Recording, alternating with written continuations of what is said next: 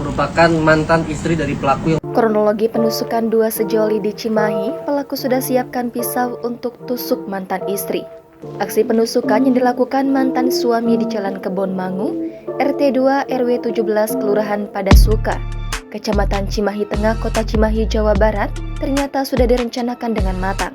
Niat jahat itu terungkap dari hasil pemeriksaan sementara pihak kepolisian terhadap pelaku TR, 26 tahun, yang diamankan Polres Cimahi pada Rabu 9 Agustus malam. Kasat Reskrim Polres Cimahi, AKP Lutfi Olot Kigantara, mengatakan aksi penusukan yang dilakukan TR terhadap korban perempuan berinisial KR, 25 tahun, dan korban pria berinisial RP, 29 tahun sudah diniatkan pelaku dengan menyiapkan senjata tajam sedari pagi pada hari kejadian.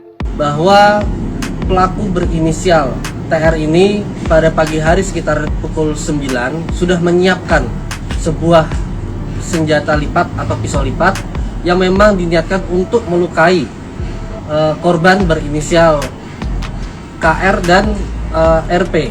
Setiba di lokasi, pelaku masih menunggu korban datang, dan ketika melihat kendaraan korban datang, pelaku menabrakkan terlebih dahulu kendaraan miliknya ke kendaraan yang digunakan oleh korban, sehingga korban ini terjatuh.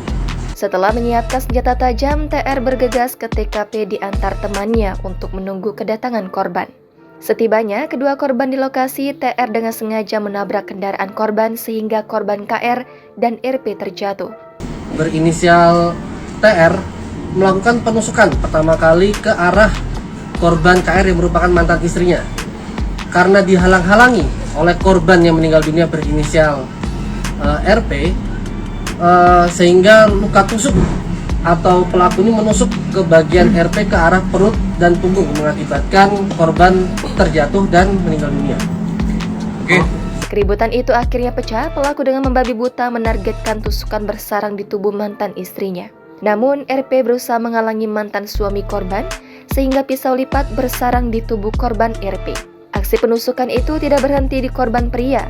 TR melayangkan kembali tusukan ke arah mantan istrinya sehingga KR mendapat luka tusukan di bagian punggung.